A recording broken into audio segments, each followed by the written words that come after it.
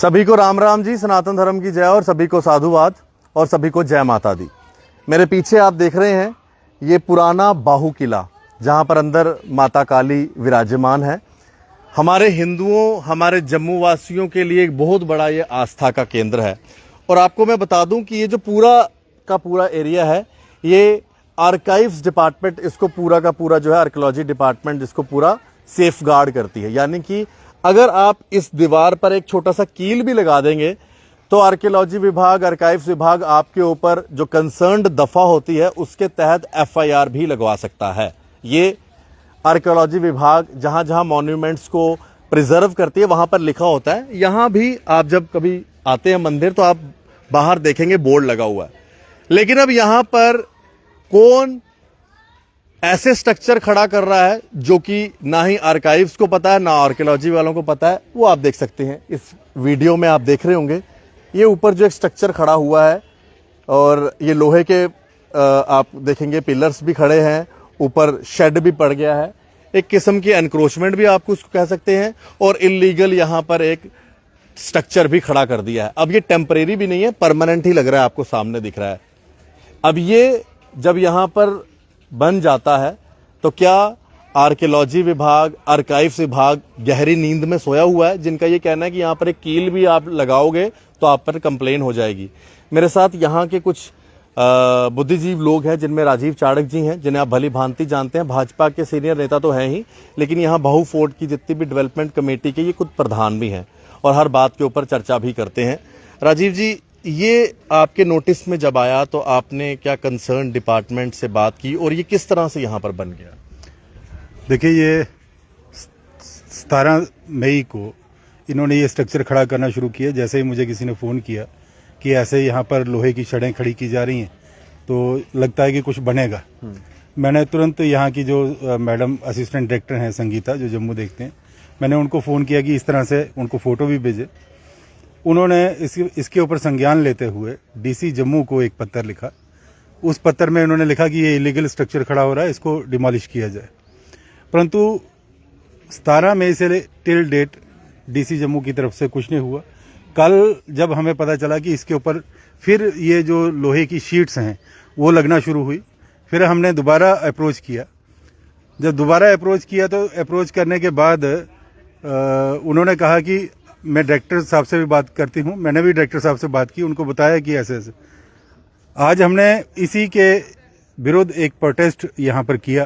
Protest के बाद एक उनकी ओर से फिर लेटर निकला है जो रिमाइंडर डीसी साहब को गया है।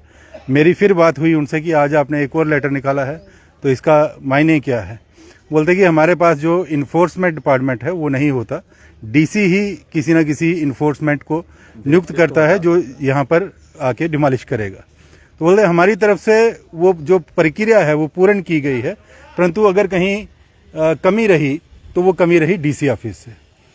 तो हम आपके माध्यम से डीसी साहब से भी कहना चाहेंगे, डिपकाम साहब से भी कहना चाहेंगे कि ये एक प्राचीनतम धरोहर है, यानी आज की नहीं सदियों की है। और 16वीं शताब्दी में महाराजा ध्रुवदेव ने इसका पुनर्निर्माण करवाया था और तब से ये डोगराओं के एक आस्था का केंद्र भी है, माता महाकाली जी का मंदिर। और डोगरा कौम का अगर कहें तो जन्म स्थली भी है, उद्गम स्थली भी है, क्योंकि यहाँ दुर्गों में लोग रहते थे, उनको दुर्गर कहा जाता था और दुर्गर से ही आहिस्ता आहिस्ता ये डुग्गर शब्द प्रचलित हुआ।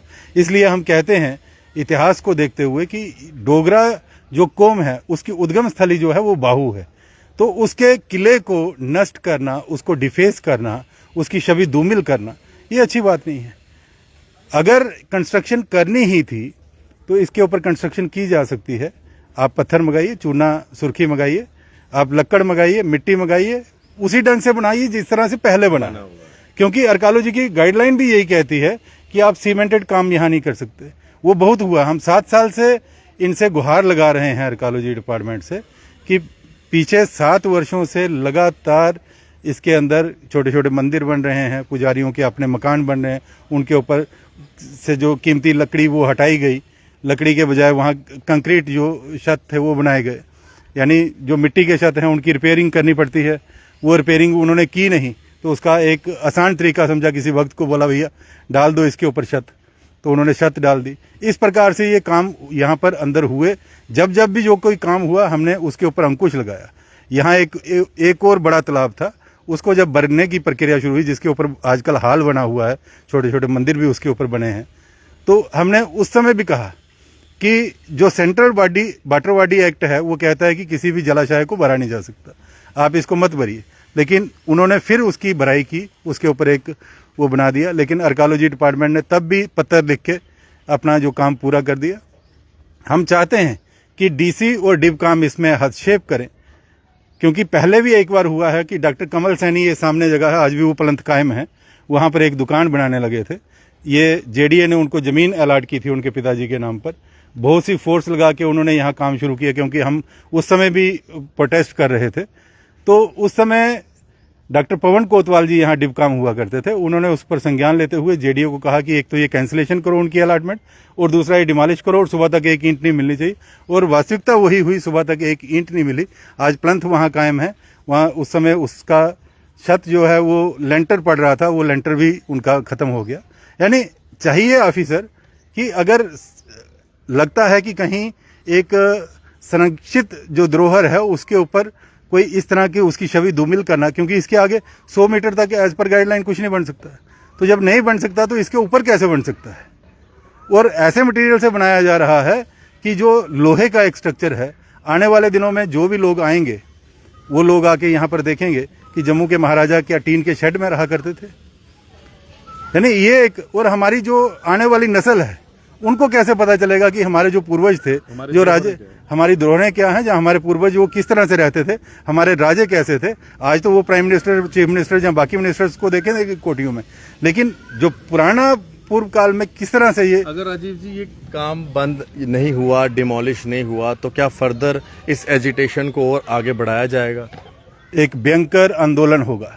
ये मैंने आज मीडिया के माध्यम से कहा है और आपके माध्यम से भी कह रहा हूँ कि एक भयंकर आंदोलन होगा। हम ये एक हमारी एक मात्र जो जम्मू में स्थान है कि जो बाहर से आने वाले पर्यटकों को आकर्षित कर सकता है। आज अगर हम देखें, ये एक, इसके साथ ही फिश एक्वेरियम है, एशिया का सबसे बड़ा फिश एक्वेरियम है, बागे बहू है। ऊपर की तरफ देखें, गंडोला है, माता महामाया जी हैं, हर की पौड़ी है, शौर्य स्तंभ है। यानी ये एक टूरिस्ट हब बना है। जब एक टूरिस्ट हब है, उधर से आप दूसरी तरफ से देखें कि ये टूरिस्ट हब का मायने खत्म होने जा रहा है। जब ट्रेन यहाँ से सीधी श्रीनगर जाएगी तो यात्री सीधा श्रीनगर जाएगा। और जम्मू में कौन सी चीज़ होगी आपके पास कि जो ऐसे पर्यटकों को, श्रद्धालुओं को अपनी ओर आकर्षित करे। ये ठीक है कि माता वैष्णो देवी के श्रद्धालु आते रहेंगे, वहाँ भी ट्रेन जाती है, वहाँ से वापस जाएंगे, लेकिन जम्मू में पर्यटक व्यवसाय से जुड़ी इकाइयों का क्या होगा? वो आगे ही वेंटिलेटर पर हैं। आज जम्मू के होटल्स देखिए आप, उनके रेट बहुत गिर चुके हैं। कारण क्या है कि उनके पास ग्राहक नहीं है, आधा स्टाफ उन्होंने कर दिया है, कहाँ से तनख्वाह देंगे? यानी बेरोजगारी और बढ़ रही है। जब ये रेल जाएगी उससे और ज़्यादा बेरोजगारी यहाँ बढ़ेगी।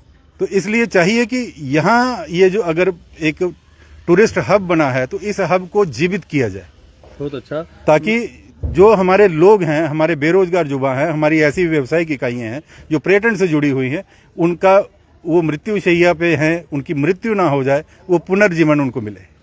बहुत बहुत शुक्रिया राजीव जी। और ये बाकी जितने भी लोग हैं सभी यहाँ पर इकट्ठे हैं, और मैं चाहूँगा कि जम्मू के जितने भी लोग इस वीडियो को देख रहे हैं मैक्सिमम शेयर करें, क्योंकि ये हमारे वो बाग वाली माता का मंदिर है जहाँ पर आप हर मंगलवार को तो आते हैं, लोग रोज़ाना भी आते हैं। अगर यहाँ पर इस तरह से ये कुछ स्ट्रक्चर्स बनने शुरू हो जाएंगे, मैंने तभी कहा ये इंक्रोचमेंट ही हो रही है, तो कहाँ पे जाएगा हमारा आर्कियोलॉजिकल विभाग, आर्काइव्स विभाग? क्या वो सोए हुए हैं? अगर उन्होंने डीसी साहब को भी लिखा तो मैं डीसी साहब को भी रिक्वेस्ट करूंगा कि इसको हटाया जाए, क्योंकि आर्कियोलॉजी विभाग द्वारा यहाँ पर कोई भी छेड़छाड़ नहीं हो सकती है। मैं एलजी साहब से भी रिक्वेस्ट करूंगा कि जल्द से जल्द इस पूरे मैटर को जो है सॉल्व किया जाए और इस स्ट्रक्चर को यहाँ से हटाया जाए। धन्यवाद। राम राम। सत्य सनातन धर्म की जय।